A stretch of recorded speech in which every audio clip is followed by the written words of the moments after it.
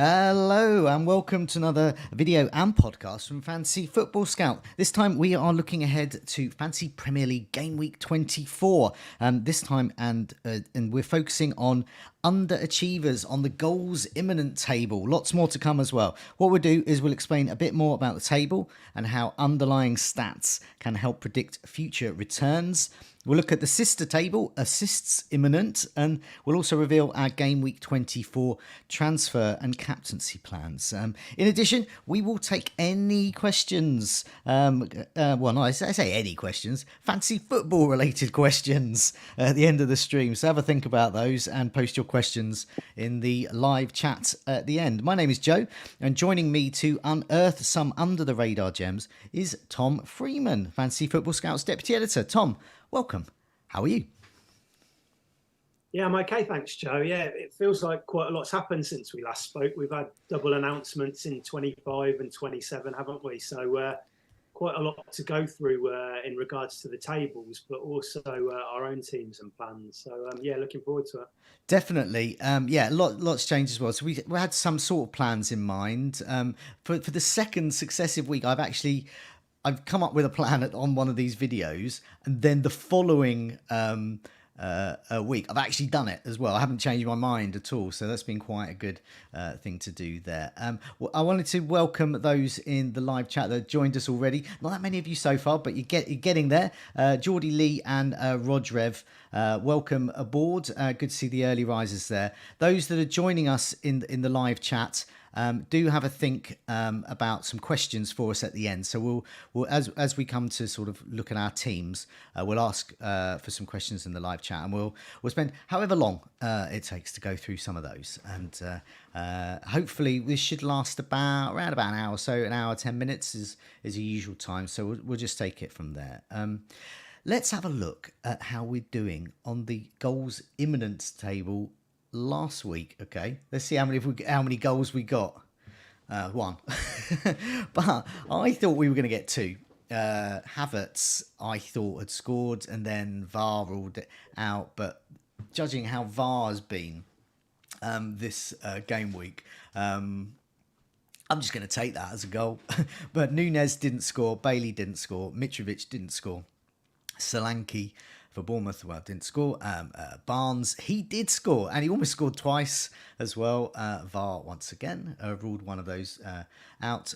Wilson, he didn't play for Newcastle. Gibbs White, not Nottingham Forest. So a lot of injured, a lot of iffy players as well there. And Martinelli sadly did not score, although his replacement Trossard did. So Tom, looking at this table so far, I mean, I'm mentioning about VAR ruling some things out there, but what do you reckon for some of these players? Who do you think you hope to see on this table more, and eventually score? Any names that spring out? Well, Darwin's on the radar for a lot of managers at the moment, isn't he, Joe? With this double which is coming up in game week 25, he got the assist last night against Everton. He played actually on the left last night with Gakpo through the middle, but he was quite narrow. He was in quite threatening positions. I think he had 4 shots in the box. But he needs a goal, doesn't he? Salah and Gakpo's got theirs last night, and Klopp actually spoke about it after the match that Darwin really needs one now. And I think once he gets one, I think he might be able to kick on. The only worry with Darwin now is that Jota and Firmino are back. Both came off the bench last night, and that can potentially eat into his minutes a bit. But he always seems to appear on these tables. It's just a question of whether he's going to be able to get off it or not. But I think he probably will. Yeah, I mean, this is especially important as well for game week 25. Let's say for game week 24, because Liverpool have a bit of a tricky fixture, really, when they face Newcastle. But in terms of game week 25, there is a double. That's a double game week, and it's a good double game week for Liverpool. So we definitely want their assets to do well, appear on this table briefly, but then hop off because they actually score as well. Let's have a look at the assists imminent table, see how we did on that. So last week, Trippier Trippier, is he ever going to assist? He's 18 chances created now over his last 4 matches. All of these are last 4 matches up until that game week 23. Martinelli, once again, sadly, didn't return there, didn't fulfill his promise there. Grealish, hurrah, finally, we got an assist. Grealish, we predicted would get some kind of attacking return, and he did. Ward-Prowse, no. Nonto, no. Mount, no. Pascal Gross, it technically did, because it wasn't just an opinion around VAR. VAR themselves have admitted. They've admitted it was wrong. So he should have got that assist for that. So I should really put the assist on there, because officially he really did get that. He did fulfill that promise. Elise, no. Neto, no. And then Odegaard, no. An assist there. So out of all that bunch there, any particular thoughts there, Tom?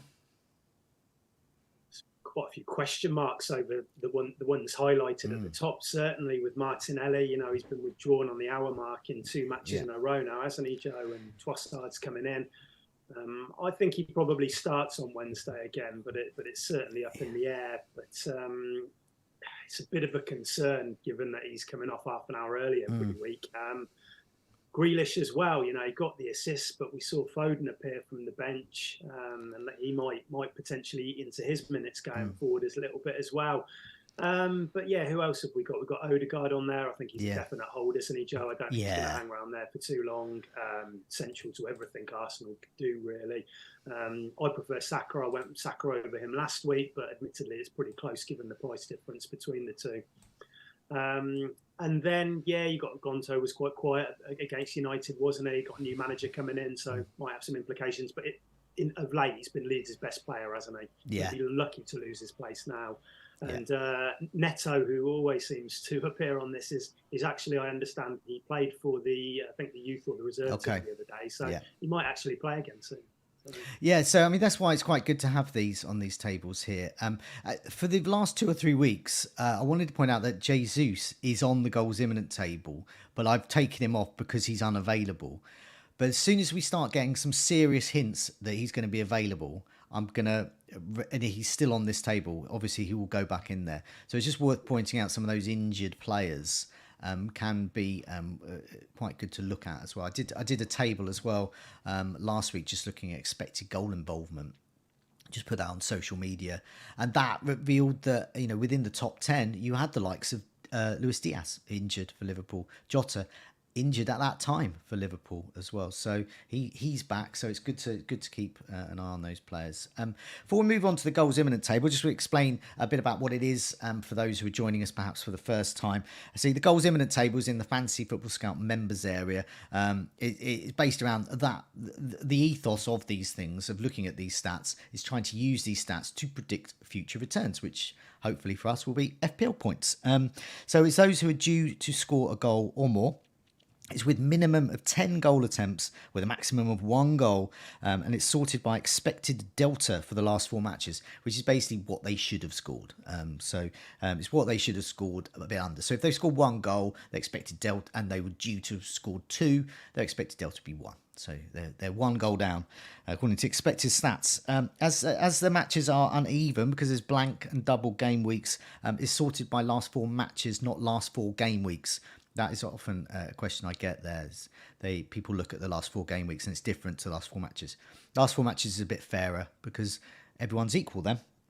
And expected delta is essentially the difference between what they should have scored and actually scored. There are 3 main outcomes. You either score more than a goal over 4 matches and you leave the table in a very good way.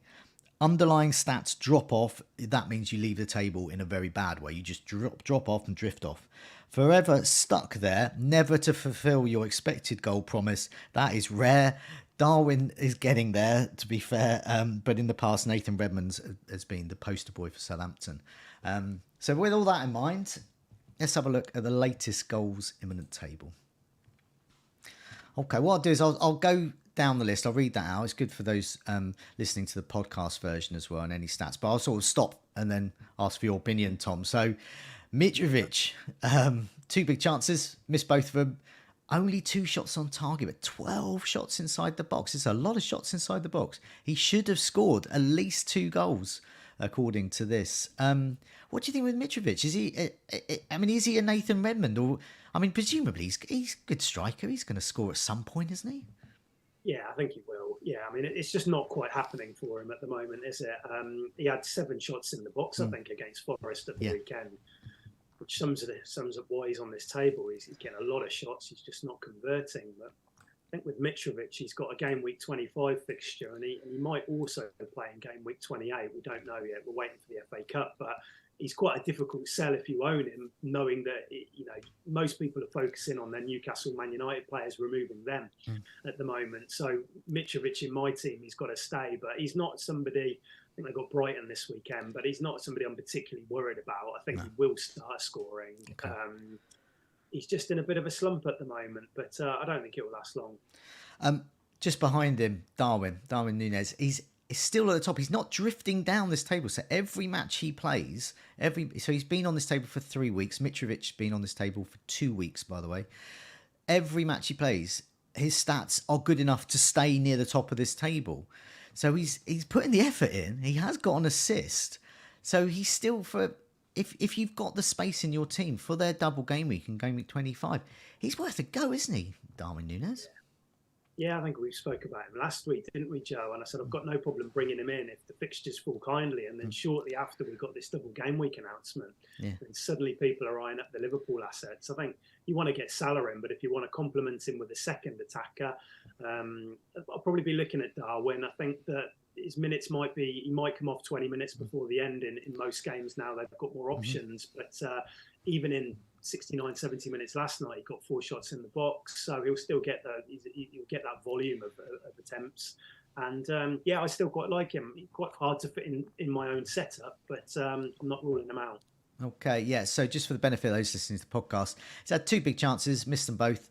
He's had 4 shots on target, so that's double Mitrovic. He's had 12 shots inside the box, same as Mitrovic, for 14 shots.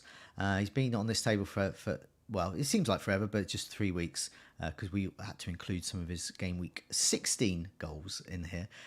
Expected goal delta, he should have scored 2 goals. No goals, but he should have scored about 2 over the last 4 matches. So Núñez owners can feel a bit unlucky still. Could be a great asset for game week 25 double. Next one, McAllister. So he is played in a much more advanced role, and boy did it show against Palace. So if that continues, so he's had 3 big chances. He's missed all 3 of them last 4 matches. He's had 5 shots on target. Bear in mind what he is, really a sort of more of a central midfielder. 5 shots on target.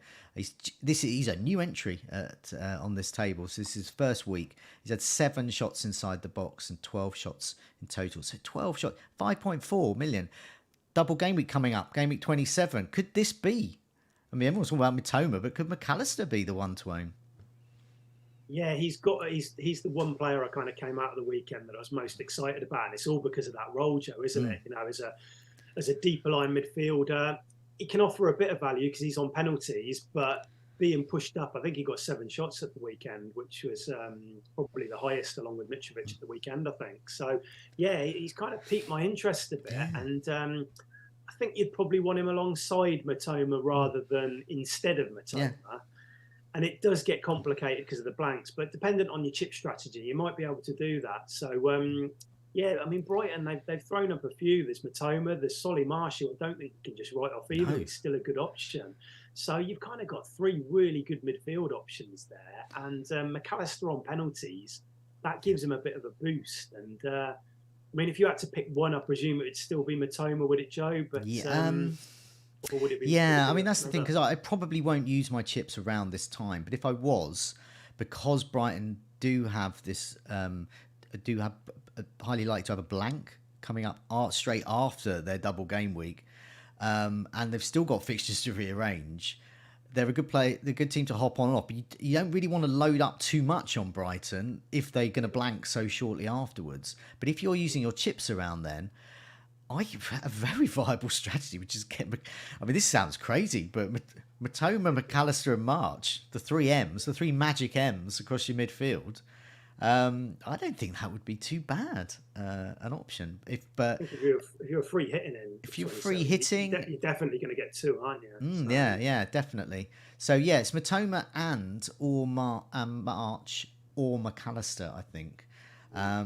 But, well, we might refer to him again on the assists imminent table if he's still there. Pascal Gross as well is another option.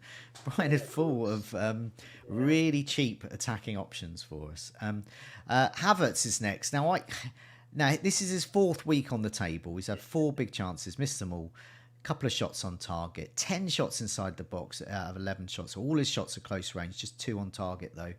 I keep thinking he's going to score every week. In fact, he sort of does on the commentary I hear, and then it's just ruled off again. So Havertz, he's a keep as well, isn't he? He's been so unlucky. I mean, he had another disallowed goal against West Ham, which was pretty tight. He had the disallowed goal against Liverpool a couple of weeks back. He hit the post against Fulham, and it's just never ending for him at the moment. And I think now, because Felix is back, and I think if you had to pick one now, you're going to go with Felix. I think he looks a bit livelier, a bit more. Just against West Ham, he looked central to a lot of the good stuff they did. But Havertz, just really unfortunate. But I mean, I think the good thing is for Chelsea is they play in 25 and they play in 28. So if you've got him, you're probably going to keep hold of him a bit. But you're going to be. You've just been very unlucky so far. He hasn't been a bad pick at all because he's getting minutes. He's playing up front in that kind of 4-3-3 that Potter's landed on, and what can you say? Just very unfortunate. It just, you bring up Felix as well. Felix obviously isn't on this table because his goal has arrived, and he's only had 2 starts. I did on Sunday morning. I just did a last 4 matches, expected goal involvement, non-penalty involvement, just to see who was top, who were the players to get in. Felix is top. He's had 2. This is against players that have had 4 starts, 4 games, and he was sent off in the he's had 2 starts. He was sent off in 1, and he's still top. So he is. I mean, put it mildly, I'm monitoring him because they've got Southampton next, haven't they? Because small sample with just 2, but if we get to those 4 matches, he has those 4 starts, and he's still top, then he's a must really. Going forward, I think long term, especially with Chelsea playing fixtures when other teams aren't. The Bournemouth lads and Solanke and Utara. I mean, do you want to bother with? I don't think anyone's going to be interested in Bournemouth players, but do you think? Nah, I mean, Solanke's back now. He played against Newcastle. And Utara, he's got 2 assists in 3, and so it's interesting that he's on the goals imminent table now as well. But the problem for Bournemouth is fixtures, and they're really, really bad. So I don't think anybody's going to be looking at that now. Definitely. He's Django, isn't he? Django Utara? I don't know what his first name is. I think I saw that. I had it in my notes, Django Unchained pun, but I'm not going to use it now. Although I might have just done it. Next up, Gakpo, Liverpool. I saw him live against Brighton. I didn't think much of him then. I haven't thought much of him until he scored, and it was quite an easy tap in, and it was more the rest of the team doing the work. But he was in that position to score. So he's had one big chance missed, but he has taken another one of his big chances. He scored a goal. He's had 2 shots on target. 2 shots on target, 1 goal. 9 shots inside the box, 11 shots, and this is his first week on the table. So this is the first week these underlying stats have deserved some kind of merit on here. So this indicates there's possibly more to come from him. What do you think with Gakpo? Do you think Liverpool's starting to gel? Do you think Gakpo is starting to gel with his teammates? Yeah, I think it was really interesting when he played through the middle last night and Darwin was off the left and Gakpo dropped really deep at times and allowed those runners to kind of get beyond him. But he naturally, a bit like Firmino earlier in the season, even though he plays that withdrawn role, he'll get into the box as well and get in some good positions. I was looking at him about a week ago. I think he 7.7 million, because within my current setup, it's a bit easier to move for a midfielder rather than somebody like Darwin. So I did have a look at him. And I suppose last night has kind of kept me interested. I'm just a bit worried about Jota and Firmino. And I'm a bit worried that I think it will affect Darwin's minutes. And I think that it could affect Gakpo's too. But then maybe if I can do it in a free transfer, maybe getting 1 start in the double and then 20, 30 minutes off the bench might be okay. Yeah. But yeah, it's just it's a bit more difficult with him now. There's so many options. It is, yeah. It's that sort of. It's a bit like the problem we have with our Arsenal players as well, with Martinelli and Trossard sharing minutes. You're going to start to see Gakpo, Jota, Darwin sharing some minutes there, whereas Salah does appear to be the one that's going to be the most reliable. But nevertheless, it's definitely with that double game week coming up. It's definitely worth mentioning Darwin Núñez, and Gakpo. There we've got Gibbs White at Nottingham Forest. I mean, he's just always here, but you know, coming back from injury could. I mean, an enabler really. So it's all of his returns this year have come at home. Yeah. So he had an away game at the weekend. Okay. So you want to kind of bet. I think he's had 7 attacking returns, which is really good. They've all been away. Okay. Sorry, all at home. Yeah. So, and Wilson at Newcastle. He's I know when I do the team news with Neil at the end of the week, he doesn't like Eddie Howe, just in terms of a transparency point of view. And that's the thing with Wilson. Even if he says he's fine, he might not play. He might have, we're not sure about him, or we just want to protect him, or you know, he's just, or he could be ruled out and then suddenly appear. I don't know what to do with Wilson. His stats are irrelevant. His goals are irrelevant even. So he's had a goal. He's had 4 big chances, missed 3 of them. 12 shots inside the box, 7 on target. This is probably the best stat. He's probably the best striker on this table in terms of 7 shots on target. 14 shots, 12 inside the box, all close range, all on target. But he's a mystery, isn't he? I mean, will he play? Won't he play? I can't be bothered, really. No, transfers are too precious at the moment, aren't they? And especially given that Newcastle blank. But I like him when he plays. But it feels like a transfer waiting to happen. And Isak's back now, isn't he? Yeah. So they've got an able replacement. Definitely. So let's move on to the assists imminent table. What we've got here. So I'll do the same thing again. We'll just run through the list and we'll sketch over anyone that we don't think people will be that interested in. But those at the top. So Trippier is 18 chances created, but miles more than anyone else. Not that we mentioned chances in miles, but if we did, he would be miles ahead. No goals, no assists, 20 successful crosses, absolutely leaps and bounds ahead of everyone. He's been on the table for 3 weeks. He should have had 2 assists, well, 1.68 assists, so nearly 2 assists. 28 corners. I mean, he's just amazing. He's almost got an effective ownership of near enough 100%, near most of the higher ranks. But people are starting to think maybe they can jettison him because game 25 he blanks, and they're starting to think they're just sort of looking for the next new thing. But he's just a season keeper, isn't he? With these stats, he's always top of this table if he's not assisting. Yeah, I think this is linked to Newcastle in general. They haven't scored many goals recently. I think they're the biggest XG underachievers in the last 6 matches, Newcastle, by quite a distance. Mm-hmm. I think they're about 6 goals down on their XG. And that's obviously affecting Trippier because he's continuing to create chances, but they're not converting. Hence, he's on this list. So for me, he's a keep because they have a good run, I think, after they play City in 26. I think they play. Then they got a good run after that. And I think he's the kind of player you're going to want for that. A lot of us have got a lot of money held on it in him, haven't we? A lot of us got him for 5.1, maybe even 5, some of us. So, I think if you can hold him, I probably would, to be honest. I think it's a bit too soon. And they need to get Bruno Guimaraes back as well. And once he's back, that should help. Yeah, he's a keep for me as well. Grealish is next on the list. So we're all talking about like Mahrez, or he certainly delivered, and De Bruyne certainly hasn't delivered. But Grealish is still playing, still getting returns as well. So he's got an assist. Last time he's had 3 successful crosses, 4 corners, 8 chances created. So the 8 chances created is good, but the rest of it is not great underlying stats. But he's a man of quality. 6.8 million. I wish I'd sort of gone for him instead of De Bruyne in a way, but that's hindsight for you. It's quite a painful one for me to talk about, given the way that he won the penalty against my team, Villa, at the weekend. Yeah. He's going to create chances in that City team. He's a great player. But I would just worry about Foden coming back now.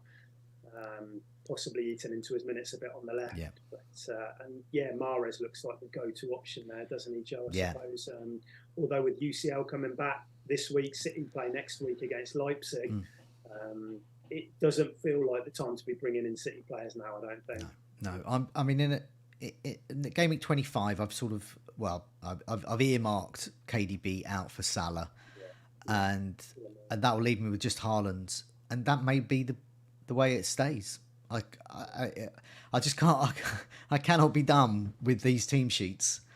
Yeah, I think it's Mahrez has been a really key pick for them in the Champions League, and if he's going to play every game this year and that, he ain't going to play every single Premier League game. So I think we need to just kind of see how that lies. But I can completely understand that, Joe, just going in with the one and forgetting about the hassle. So many good options elsewhere. Martinelli, he's another player that is still in my team and maybe for another few weeks, but eventually he's going to go. Despite these great stats here, he's still really high up this table. 10 chances created, 11 corners, 2 successful crosses. He's been on this table for 4 weeks. He's not delivering on what he should be, but he's only getting 60 minutes or so out of 90. And some weeks he might get 30 minutes out of 90. So that's why he's probably a sell, isn't he now, Martinelli? But not because of these stats, though. No, it's just the minutes thing. You've got to think Trossard is pushing for a start now, and I think he'll go with Martinelli against City. Yeah. For this one, but it wouldn't surprise me if maybe at Villa at the weekend if Trossard gets a start there. So unfortunate. I mean, people might have other fires to put out, and so I think it's okay to keep him, but you're not going to be getting 70, 80 minutes each week from him going forward. No, definitely. And Nonto's next. I mean, he's going to stay for me for a while. He's in my team. 8 chances created, 4 corners. He scored. He's had a successful cross. He's been on this table for a couple of weeks because he hasn't assisted yet within that 4 weeks. I mean, I'm reluctant to get rid of him, but I probably will at some point. Probably when I want to get maybe Tony, who for Brentford's double. See if I've got the money to upgrade him there, but it's reluctantly because I like him. He seems like he's just really like Matoma. He's just really good. Yeah, I mean it's nice to own really good players, isn't it? Yeah, because they make watching the game so much more enjoyable. And I can remember when he came, we played Villa a few weeks back, and he was just absolutely electric, and he's just carried on with that. Yeah. He has had 2 tough games against United, hasn't he? So Leeds. What have they got? They've actually got Southampton in 25. Yeah, and next week they've got Everton. And then he has got Seamus Coleman. Yeah, good matchup. Yeah, so you probably do want to hold him, and then possibly against Southampton, led by Jesse Marsh after that, maybe. Yeah. So I think he is probably he's a hold, isn't he, Joe? Yeah. And he's playable in both of those games if you need him. So. Pascal Gross is here. Another Brighton option. Under 6 million, 5.5, 7 chances created, taking 18 corners. This is second only to the great Trippier. No goals, no assists, 6 successful crosses. Been on this second week on the table. He shouldn't be on this table though, really. No, he still should have because he would have got 1 assist. But I cannot believe he's going to remain on this table for too long, and in a good way he's going to assist. So another option. I mean he's unfashionable though, isn't he, Pascal Gross? People are just dazzled by Matoma. Yeah, he had a bit of a moment earlier in the season when he was picking up a few backers really early doors, wasn't he? But the emergence of the other 3 midfielders since he probably is bottom of the pile, isn't he, Joe, out of those 4, but still not a bad option, and probably a better option than some of the next names on that list. Or most of the next names on that list. Definitely. I mean, I'll go through the next 3, and you can just let me know if you want to say anything on them. Ward-Prowse, Southampton, we know what he's about. 11 chances, 13 corners, no assists, but a couple of goals. He will get returns, but talking about unfashionable players, anyone from Southampton's pretty unfashionable. Who knows?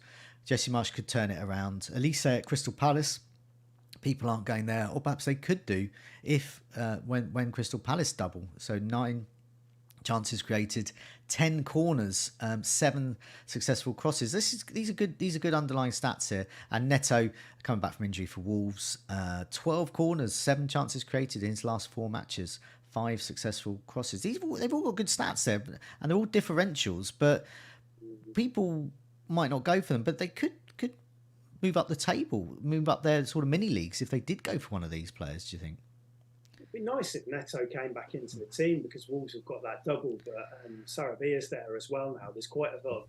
Cunha's come in and he's getting taken off 360 minutes, so there's probably a bit too much up in the air to pick him at the moment. The problem for Olise is that Palace haven't scored a goal from open play in 9 matches, which is unbelievable. Stretch it. I mean, it's a stat which I think Neil plucked out at the weekend, and I couldn't actually quite believe it.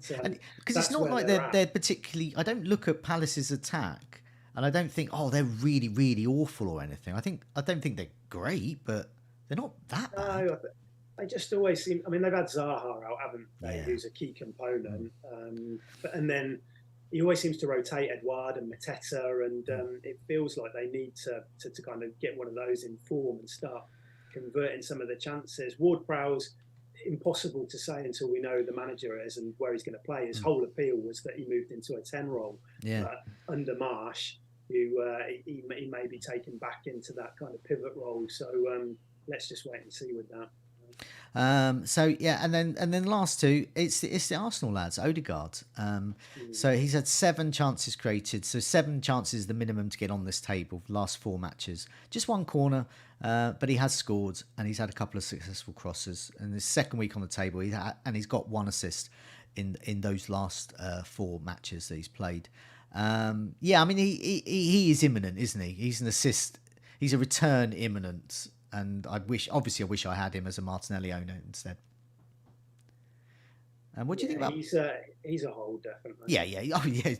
Be a hold. I'm tempted to buy him for Martinelli because I just think I might get that extra 4 points even if it's for a hit. But maybe not yet. I know some people did do that this week though. But we've. Just to timestamp this as well, there is still another match to go in Game Week 23. Of course, Manchester City against Arsenal. So some of these players this table may change before that. That's the timing of this video. So they're still on here at the moment. But Thomas Partey as well, talk about differential, 4.7. 7 chances created. So he creeps onto this table, just 1 successful cross. I mean, Thomas Partey is not the creative force. He's vital to their play, but he's not the goal and assist guy.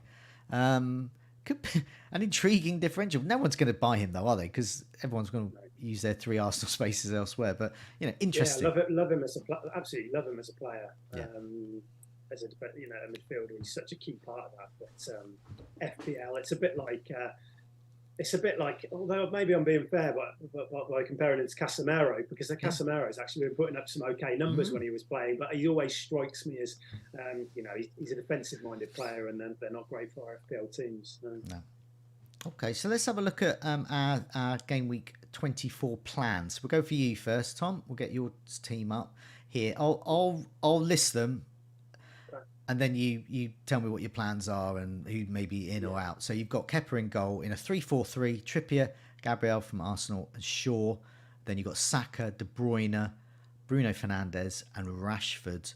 And up front you've got Mitrovic, Haaland's your captain against Nottingham Forest, Nketiah as well. And on your bench, Bueno, Andreas from Fulham, Patterson, the forever injured Patterson and Ward.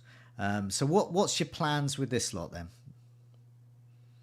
So I think I'm probably going to save a transfer this week. Okay. The only move which I did have a look at, and I'm still not completely writing it off, but the only move I have considered is Shaw to Chelsea defender. Okay. Probably Badiashile, but I did have a look at Reece James too, but it feels a bit risky, especially given some comments which I saw earlier today where he was talking about managing his workload. So Shaw to Badiashile, I had a look at. But I'm probably going to save now, which would give me 2 free transfers to take into the double and the blank game week 25. And from there, if I do save, I will probably sell Shaw and Fernandes, who both blank, and I think I will have to sell De Bruyne as well. Really? Yeah, because you're willing. Why would you sell Shaw? Because he's like 12 points this week in a game where I wouldn't have thought he would get those returns. I think it's just the blank coming up in 25. It's meaning that I can get a full 11 out that week. Okay.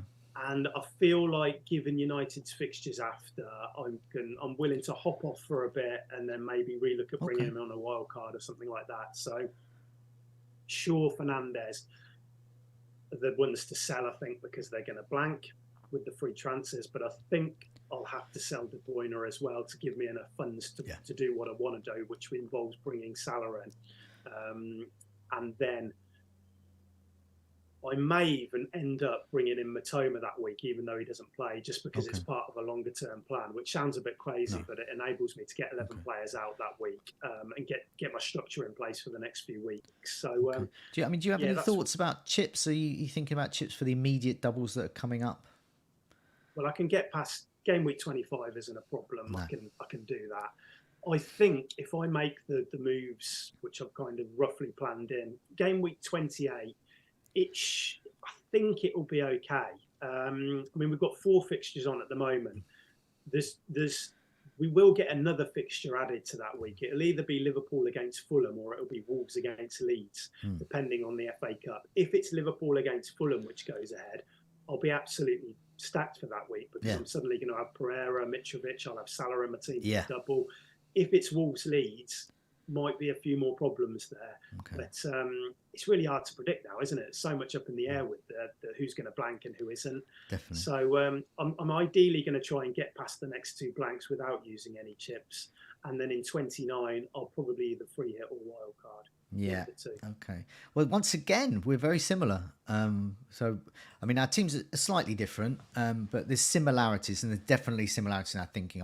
I also want to hold my chips from 29. I don't want to. That's when I'll use one. I don't know which one yet, but I may be using one then and thereafter. But I'm not looking at the immediate 25 or 27 doubles or any immediate blank game weeks as well. So this is my team, very similar. 3-4-3 once again. That's what our sort of veterans like.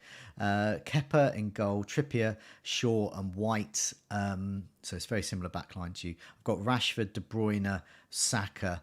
I brought Saka in for Fernandes last week, and that gives me 1.7 in the bank. So I've finally got something in the bank as well. And I've got Martinelli still. And then up front, I've got Haaland as captain, Kane as my vice captain, and Nonto. On my bench, Ward, Andreas, Doherty's not in the country, Patterson, who perhaps I wish he wasn't in the country because at least I would know then that he's not going to play. But he's running on the pitch, so he's probably not going to make it for game week 25. I don't think when I'll need him. I'm not going to make a move this week. I'm going to save a transfer, but my big decision really is Haaland or Kane for the captaincy. Because increasingly, as each week goes by, I don't think Haaland has broken the captaincy. And I look at Haaland away to Nottingham Forest. I think Nottingham Forest at home will be a tougher prospect than people might think, especially with their newfound world-class goalkeeper. But Kane at home to West Ham feels a bit more captainy to me. I quite like that. I might be partially influenced because it's the final game of the game week as well, so I've always got hope. But it's a home match. I favour the home player. It's a London derby. The only caveat to that is Bentancur is out for the rest of the season, and he has been pivotal to their play. And when Spurs play is not great, Kane has this tendency to move back because he's so involved, and he suddenly end up at right back or defensive midfielder or centre back. And I want him being a striker.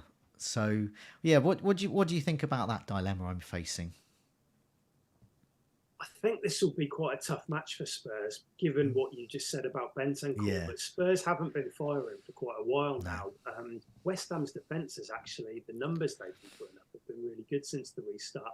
But I'm never going to say Kane is a bad option in a home game, because it will be just like Kane's pop-up, score and get maximum bonus and come away with 9 points. But it's interesting that you say about Haaland. We might be relying on our vice-captains anyway this week, Joe, because Haaland obviously came off at half time against Villa. We think he's back in training. Yeah. Guardiola was a bit vague on it in his press conference just before we came on, but I think he's going to be all right. Probably going to play if he's fit, he's probably going to play the most of the game tomorrow. And then they've got this trip to Leipzig on the Wednesday after Forest, so he probably does play against Forest. But you never know. He might just be rested, dependent on how this kind of knock progresses, and if they think they need to take him out the firing line for a game. They've actually got five away matches in a row now, City. Yeah. So in all competitions, they've got the Champions League, they've got a trip to Bournemouth after Forest, and then they've got a FA Cup match. So I think I'd still go for Haaland captain, but it wouldn't surprise me if he sat that one out and you're relying on Kane anyway. Yeah, I mean it's a tricky thing to, but I could be there. Chances are I'll probably be typically safe and captain the most owned guy. Haaland. Well, you're in quite a good position as well, aren't you, Joe? So do you feel just consolidate? Confident? Do you feel confident enough that Kane is going to massively or outscore Haaland to take that gamble? I suppose. Yeah, I'm currently just under 80,000, so I've dipped down about 5,000 places, and that's more or less my average for my career in FPL, because I did a test of where I've been each which percentage of the rankings I've been each year, and it came out as being my optimal score for this year, considering the amount of players, so more than 10 million. So by extrapolating that percentage, if you're still with me here, bear in mind this, I'm not a mathematician, so my explanation of maths is not that great. But anyway, my optimal average career would be around 75k this year. So if I got 75k or higher, I've had a really good year for my particular average, and that which includes some really big, some really high ranking finishes there. So I think the fact you're in that position now, 80 something, and I think the next few weeks, if you're tuned in as a manager and you can nail the chip strategy, I think you're going to get a massive advantage. So I would definitely say top 50k is well with. Well, that's what I hope to. But for me, I mean, I look at the way I am. My 75k is a good season for me. Yeah, definitely. It's a good season anyway now. And it is in any way, but definitely for me. What I'm going to do is I'm just going to explain a bit about what I'm going to do with my transfers, my transfer plans, as a way of filling time to help people put their questions in the live chat. So if you've got some questions for me and Tom, do put them in the live chat. I've seen a couple already, and we will address that one about Rashford for the captaincy. We definitely will address that in a sec. But I'll just reveal what my sort of transfer plans are, because this week's a bit boring, because I'm just going to save my transfer. But Game Week 25 is going to get a bit more interesting for me. So I've got De Bruyne and I've got Doherty who's not playing. De Bruyne is annoying me at the moment. Meanwhile, Salah has a double game week in Game Week 25, and Tarkowski is a really good enabler, I think.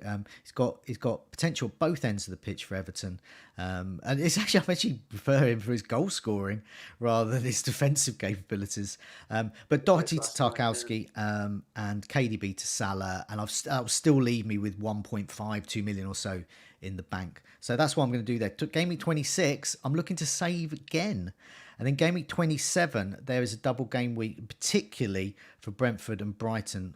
So I would be potentially looking at Nonto to Tony and Martinelli or Salah, or maybe both for a hit, to Matoma and another Brighton midfielder. A lot of that is going to depend on blanks going ahead, and whether I want to keep Nonto, because that gives me a Leeds player in Game Week 28, or whether I want a Leeds player, or whether Andreas can actually be surplus to requirements. So a lot will depend on that, but that's the vague plan there: a sort of save, do something exciting, save, do something exciting, and then see how I go, and then but keeping it quite flexible, really. So you'll play 11 in 25, Joe, but one will be Patterson, I presume. Yes. Is that right? Have I worked that out? Yeah. I mean, I may well in 25 do an additional move and do a hit. But see how he is. But I don't particularly like any of the double game weekers defensively, except for in that sort of price range, unless I completely restructure and get an Alexander Arnold, which I don't see any value for at the moment. Apart from Tarkowski, and I've got Doherty's not playing. Patterson will play at some point, I hope, but Doherty just definitely won't, because he's not even on loan or anything. He's just gone.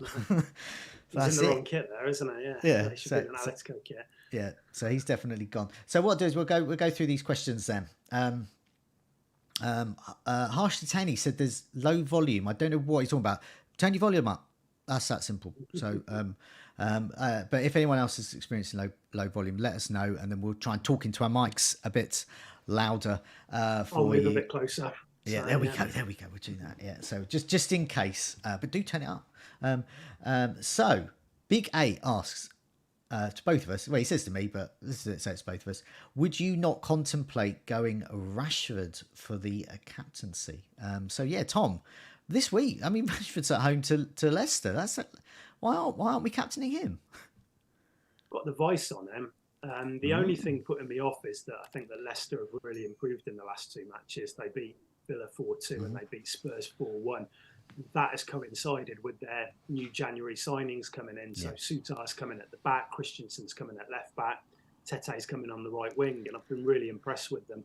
So that was I think United will probably score, but I don't think this is the Leicester maybe of a couple of 2 or 3 weeks ago, where I really saw them struggling each week and they were conceding goals left, right and centre. But now I've kind of I'm looking at Leicester in a slightly different way after the last couple of matches.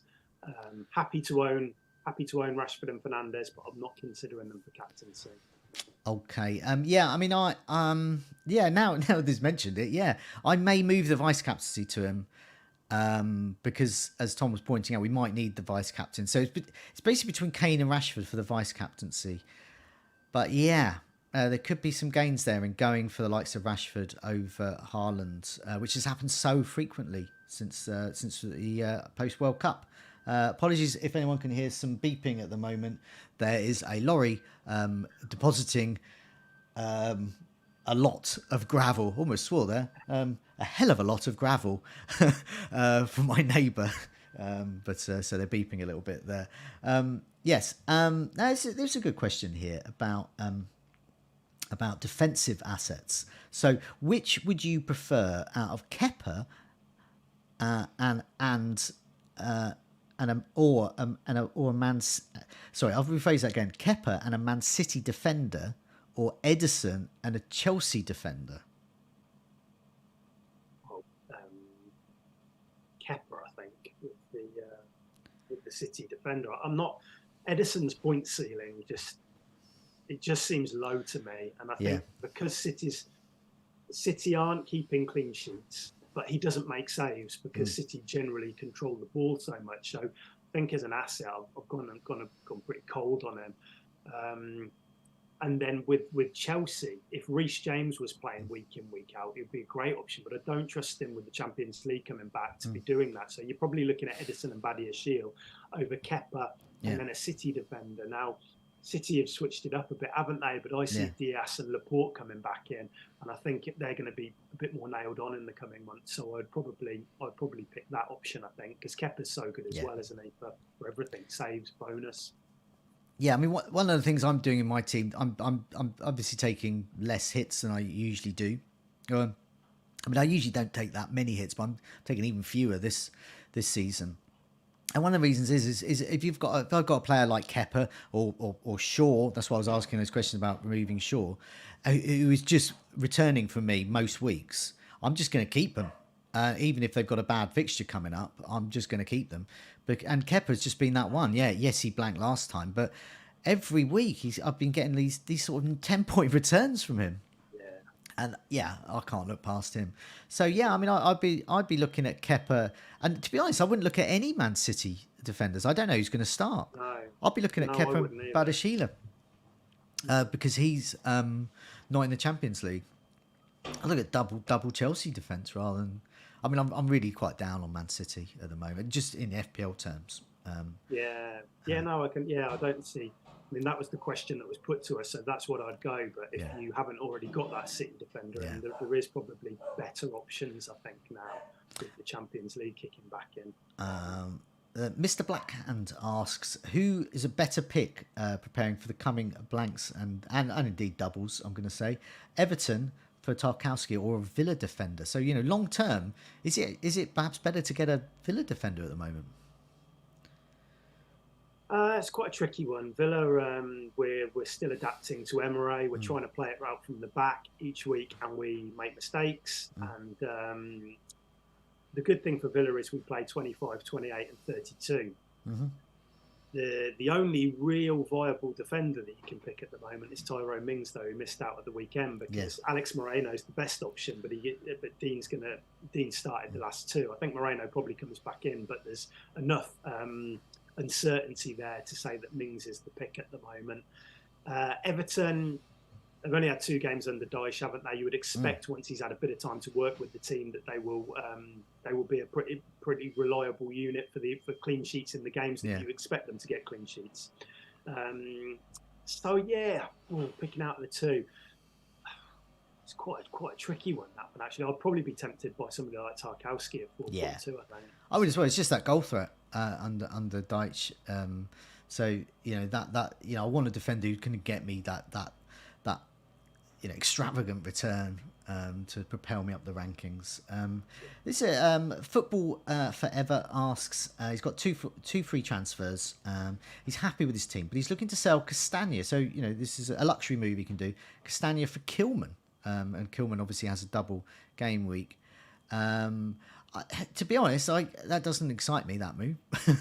Kilman's double's not that great, and Leicester, as Tom has just been pointing out, are improving. I've had Castagna in my Sky team for seemingly forever. I finally got some returns from him this week. I think I would be tempted just to hold at the moment. I don't think Kilman's that enticing an option. What do you think, Tom? Kilman didn't have a great game at the weekend, and all I'd be wary of is, I think he is first choice, but Collins has been dropped after Craig Dawson came in, so it's just something to be aware of. If you're going to make a move for a Wolves defender, definitely do it this week because they've got Bournemouth. Because you'll play him in the double, but realistically, you're not going to get much out of him because it's Fulham and Liverpool away. They then play Tottenham and Newcastle. So I think he's a play for the next 2 weeks, but this is probably the week where you can hopefully get a clean sheet out of him. Leicester, I think Castagne's role is going to change in that team now. Tete's come in. I don't think he's going to be quite as attacking. So I don't mind selling him at all. But I don't know. I don't know if a Wolves. I mean, you could. It depends when you're going to need to play them. But maybe Everton would be better because we're talking about Tarkowski quite a bit, but Everton's fixtures are probably a bit more playable in the next 6 weeks than Wolves are. Definitely. I think. It just doesn't excite. It just feels like a okay player for another okay player. Right. However, Michael Fish, I don't know if it's the famous Michael Fish who didn't predict the hurricane in 1980, whenever it was, but the weatherman Michael Fish should Michael do Tony to Felix? Felix could potentially, as I said, I've got my eye on him. He's at the moment with a small sample producing eye-popping stats, and he's returned. But I want to see a little bit more, but he very well could be the one to get. However, Brentford have a double game week in 27, and Tony will be arguably captainable that week, I would say. So my answer would be both. Or Tony until 27 and then afterwards to Felix. What do you think? It depends on 25, and if he's got a squad which can absorb benching Tony in 25, I'd absolutely keep him because he's got Palace and Fulham either side of that blank at home, and then he's got Everton and Southampton in the double. So he's on penalties. Brentford are in incredible form. I think they're unbeaten in 10 or something like that. They're doing very, very well. They're brilliant in the home as well. Only the top 4 have got more points than them at home. So the next 2 matches that he plays, both at home, going to be a good option. Felix looks great for Southampton, and if you need that player for 25, yeah, maybe do it. But if you don't, then I would stick with Tony a bit longer. He was unlucky not to return at the weekend. Yeah, yeah, definitely. And Tony's lucky to return at the weekend. Gavin Butler, which two Manchester United to keep throughout the blank? Shaw, Fernandes, and Rashford are the current three that he's thinking. So you've already given your answer to that one. You're quite happy to get rid of a lot apart from Rashford. Yeah, but if sure, I would be happy to keep as well. It's only because it forms part of the transfer plan. Yeah. But Fernandes would be the one I'd lose out of that trio, definitely. Yeah, same here. Yeah, Rashford's going nowhere, and for me at the moment, Shaw's going nowhere. But Fernandes, yeah, he came and went. He came in my team, got me some points in a double, and then he drifted off again. So he's now Saka. So that's my answer to that. I've already got rid of him. Wolves or Everton? Magic 69's asked a very similar question there around Wolves and Everton. Thoughts on wildcard 27 and free hit 28? Asks Lennox, or is it just too early for the chips? Yeah, I mean that could be the other way round. I mean we're both not keen on using our chips in 27, 28, and we think we can sort of ride through that. But would that be the strategy to wildcard in 27, then free hit 28? I think we need to see what happens in the FA Cup first, and we need to see which fixtures are definitely going ahead. I've seen a bit of talk about a wildcard 27. Free hit 28. What was the third bit? Was there a bench boost included in that? No, there was no bench boost there, so he's still got the bench boost. I presume he'll probably play it. Oh no, he has mentioned the bench boost. Sorry, Lennox. Yeah. He's a good bench boost would be 29 for a big double, so he would prepare for that with his 27 wild card. The only thing I don't like that is I think that you're playing a wild card, then you're free hitting. Then it's a bench boost, and I've got a feeling there's an international break in the middle of that too for 2 weeks, and that is the only thing putting me off that at the moment is that you can build a perfect team at the game week 27 deadline. By the time you get to game week 29, you've had a round of matches in, you've had an international break. That might not be the team. That's a really good point with the bench boost. So if I was to use my bench boost without any other chips, then say for example that it fell kindly for the teams I have, and there was I had a couple of injured players over the international break, then a couple of transfers could get a good bench boost out then. But as you said, if you're preparing for that way before, thinking those players are going to play twice on that bench boost, you might be. You won't have 2 free transfers either, because you'll be free hitting in 28. So you'll come out of that and you'll just have the 1 free transfer. Yeah, so it could be. I wouldn't rule it out, but I think those are just things to be aware of.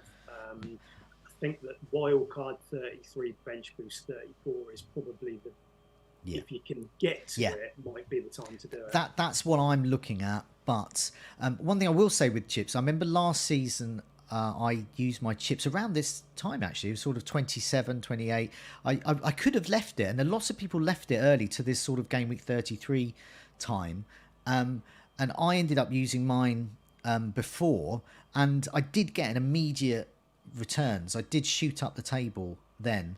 But as the season went on, by game week 33, 34, 37, around that time, I was drifting back. So I moved out of the top 100k and I'm just outside the top 100k. So that's the thing you need to be aware of. If you're using the chips around the 27, 28, 29 time, the others won't, and they will steal a march on you a bit later. But you might get such significant returns, they might be better. It's just that's the gamble we take, I think. Yeah, I seem to recall last year there was a big double in 37, wasn't there? Yeah, there was a lot of 100+ scores, and I think I left it till late. I took a massive hit earlier on in the season by not playing it, but then it kind of wasn't a great season for me last year, so it wasn't great, but it did finish. It finished well. Yeah. So, But have a look at it. It's all team dependent, of course. It depends what position you're in with the blanks, but you can try and hold off, and I'll probably do that. So, okay, we've got time for a couple more questions. And just a quick reminder to people to do press that like button if you haven't already, and do subscribe And tell your friends to subscribe as well. Wherever you consume this, if you're listening to this on a podcast or you're watching on YouTube. Let's have a look here. Tim asks, is Pickford an option for the medium term? We talk about Tarkowski, but Pickford is the kind of goalkeeper I usually quite like in FPL. Lots of saves, lots of bonus.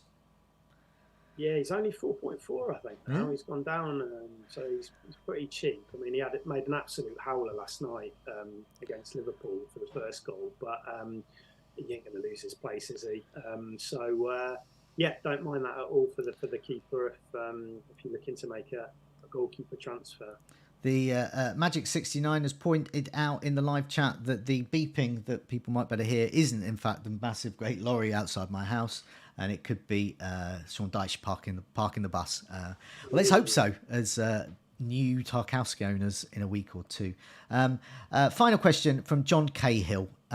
Is Ollie Watkins worth consideration with Villa's well-timed fixtures? Ollie Watkins has been on this goals imminent table, but he shot off because he keeps scoring. What do you think? Ollie Watkins, he's your team. That's what I ask you. Yeah, he's doing very well under Emery. I think he's returned in every game bar 2, and one of the games that he didn't return, and he came off injured against Leeds. So he's consistently putting up decent FPL numbers, and he's quite expensive. He's over 7 million. I'd like him to be £1 million cheaper, but given that Villa play in 25, 28, 32, I think he's okay. He's the main man up front for us. He's gonna start every game for us. There's not enough competition up there now. We've sold Ings, so he's somebody I have been looking at myself, and I think that he could be a viable option as well. I think it could be frustrating to own, but potentially for owners, if you've got a slot of a sort of a mid-price striker slot, he could be a very good asset to own, I think, or sort of move on to and then move on to Tony, that kind of thing. Yeah, he does miss. I just said then he can be a frustrating own because he can miss good chances. But under Emery, I think he's a striker that will fit the way he plays. And I think that given that we play in those blank game weeks, we've got Bournemouth in game week 28, for example, for at home. Really nice fixture to play in them. And a great differential that week as well. So I quite like Watkins. Okay. Well, thanks a lot, Tom, for answering those questions. Thanks a lot for all those that joined us in the live chat. As has been pointing out in the live chat, that beeping outside, or rather that annoying beeping outside, is in fact a lorry outside my house. It's not just me and Tom randomly beeping. Good luck everyone who's listening and watching with your game week. It should be exciting game week 24, especially with as we prepare for some of the even more exciting double game weeks ahead. So hopefully we'll do well. Hopefully me and Tom do better than everyone else, which is as I say all the time, FPL managers don't want to say it, but they secretly want everyone else to do badly except themselves. So don't get more than me and Tom. Have a good game week, and we'll see you again next week. Cheers, Joe.